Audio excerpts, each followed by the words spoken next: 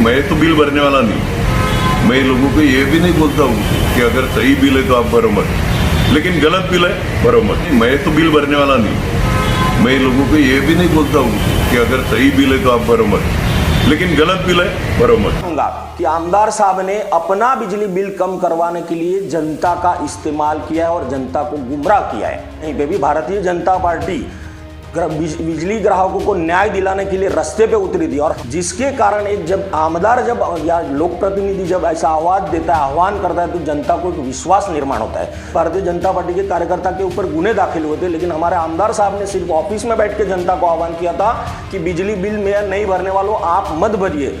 नमस्कार, मैं सचिन दीक्षित एक बार फिर से आप सभी के सामने हाजिर हूँ। भारतीय जनता पार्टी के जिला उपाध्यक्ष मनोज बारोट ने हितेंद्र ठाकुर, जो बहुजन विकास अघाड़ी के अध्यक्ष हैं, उन पर एक आरोप लगा दिया।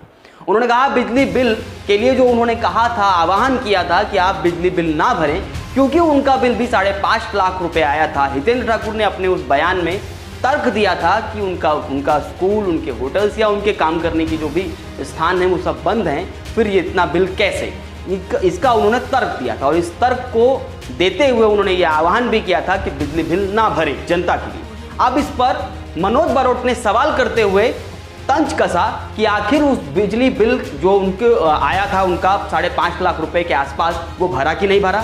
250 करोड़ के आसपास महावितरण का वसई विरार में कर्ज हो चुका है। वो बिजली आयात करती है, फिर यहाँ पर निर्यात करती है, यानी जनता को उसके बाद वो देती है। वो आयात करने के लिए धन कम पड़ रहा है, ऐसा महावितरण की तरफ से मनोज बारोट से वार्ता में बताया गया है। सवाल ये उठाया है मनोज बारोट ने कि आखिर वह सब जो आह्वान किया गया था उसका हुआ क्या है। सुनिए मनोज बारोट ने क्या कुछ आरोप लगाया। देखिए, माननीय विधायक पर मेरा आरोप लगाना मेरा अधिकार है, क्योंकि उन्होंने जब ये बिजली का जो बिल को लेके उन्होंने जनता को आह्वान किया था कि मेरा बिजली बिल ज़्यादा है, मैं बिजली बिल नहीं भरने वाला हूँ, तो जनता बिजली बिल नहीं भरे। आज उस विषय को लेकर करीबन 5 महीने हो गए।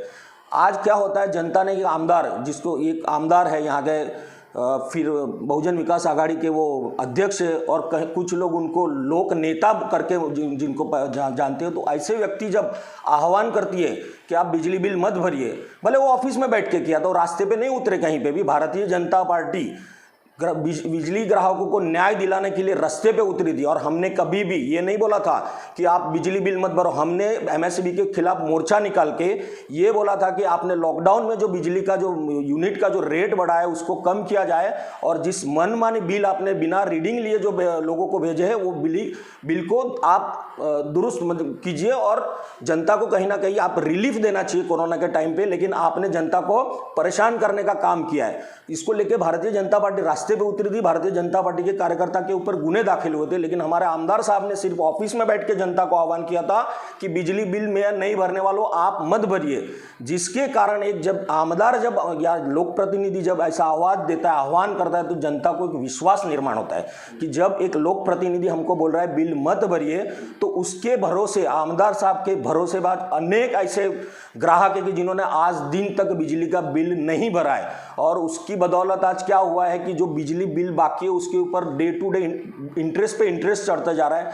एमएसबी का 250 करोड़ रुपए का आज वसई तालुका के अंदर बकाया है। तो मैं आमदार साहब को पूछना चाहता हूँ, मैं वसई की जनता की ओर से आमदार साहब को पूछना चाहता हूँ कि आपको जो 5.5 लाख रुपए का बिल आया था, आपने लोगों को आह्वान किया था कि मत भरो, वो आपने भरा कि नहीं भरा? और यदि आपने भरा है तो इसका मतलब ये होता है कि आपने वसई की जनता को गुमराह किया है।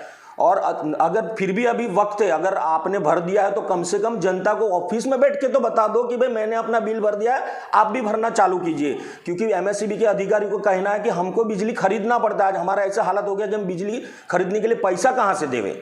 तो इस तरह से मेरा ये मानना है कि यदि आमदार साहब अगर जवाब नहीं देते मेरे इस प्रश्न का, तो मैं ये मानूंगा कि आमदार साहब ने अपना बिजली बिल कम करवाने के लिए जनता का इस्तेमाल किया है और जनता को गुमराह किया है।